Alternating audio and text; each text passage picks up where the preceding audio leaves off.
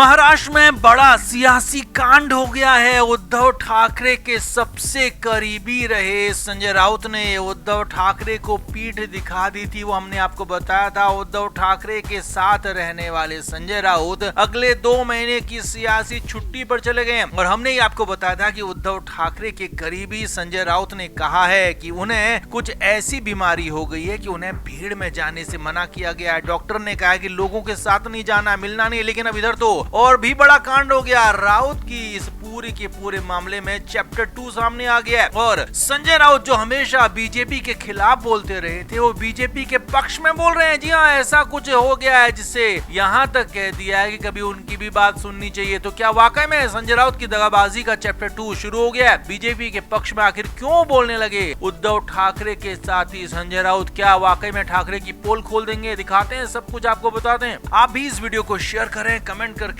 संजय राउत के इस पूरे प्लान पर अपनी राय जरूर दें।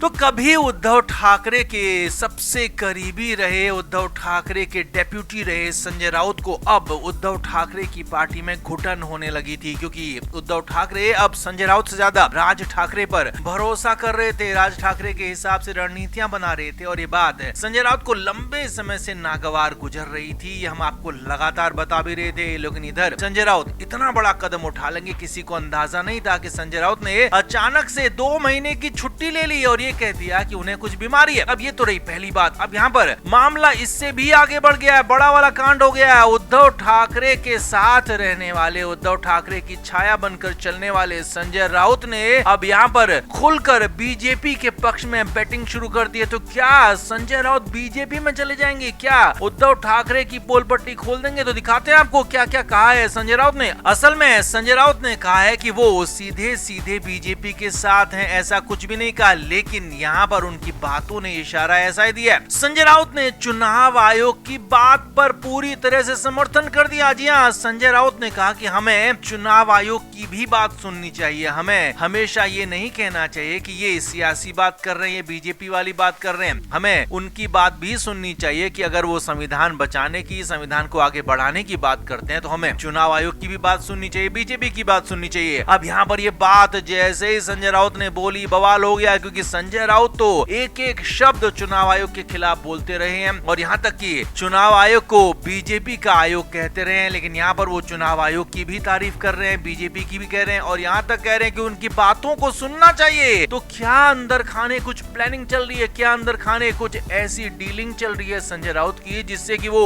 बीजेपी की तरफ जाना चाहते हैं और इसीलिए इसकी शुरुआत उन्होंने चुनाव आयोग की तारीफ से कर दी हो, बीजेपी की बात करके कर दी हो? सवाल कई सारे हैं लेकिन जवाब यही है कि उद्धव ठाकरे के साथ अब क्या होगा, क्योंकि उद्धव ठाकरे के बहुत सारे राज, बहुत सारे करीबी चीजें, अंदर की चीजें संजय राउत बहुत बेहतर तरीके से जानते हैं। और संजय राउत अगर किसी विरोधी पार्टी में जाते हैं, विरोधी पार्टी या कहें कि बीजेपी में जाते हैं, तो वहां पर तो उद्धव ठाकरे के लिए जीना मुहाल कर सकते हैं, क्योंकि उद्धव ठाकरे के ऐसे ऐसे सीक्रेट उनके पास हो सकते हैं जो कि किसी को भी नहीं पता और वो सियासत में भूचाल ला सकते हैं। इसीलिए तो बुरी तरह से उद्धव ठाकरे भी घबरा गए हैं कि आखिर अब संजय राउत करेंगे तो करेंगे क्या। हालांकि राज ठाकरे का पूरा साथ यहाँ पर उद्धव को मिल रहा है। राज ठाकरे लगातार बार बार उन्हें समझा रहे हैं कि संजय राउत फिलहाल ऐसा कुछ नहीं करेंगे, फिलहाल वो नाराज हैं, लेकिन हाँ, इतनी जल्दी बीजेपी में नहीं जाएंगे। ये भरोसा राज ठाकरे को भी है, उद्धव ठाकरे को भी है। लेकिन संजय राउत के मन का फिलहाल तो कोई भरोसा दिख नहीं रहा है, क्योंकि उन्होंने साफ साफ कह दिया कि वो अब लोगों से दूर रहेंगे, भीड़ से दूर रहेंगे। अगले 2 महीने कहीं कुछ नहीं दिखेंगे, पॉलिटिकल एक्टिविटीज नहीं करेंगे और इसीलिए इस पर शक हो रहा है कि संजय राउत को पहले से ही कैसे पता है कि 2 महीने में आपकी बीमारी ठीक हो जाएगी, क्योंकि 2 महीने बाद बीएमसी का चुनाव होना है। जी हाँ, मामला पूरा का पूरा बीएमसी चुनाव से ही जोड़कर देखा जा रहा है और इसीलिए संजय राउत के इस कदम को सियासी कहा जा रहा है। और अब ये दूसरा जो चैप्टर शुरू हुआ है राउत की दगाबाजी का, उसने संजय राउत को तो आसमान पर पहुंचा दिया, लेकिन उद्धव ठाकरे के लिए मुश्किलें खड़ी कर दी है। तो आप इस पर क्या कहेंगे? आप भी कमेंट करके जरूर बताएं, वीडियो को शेयर भी करें।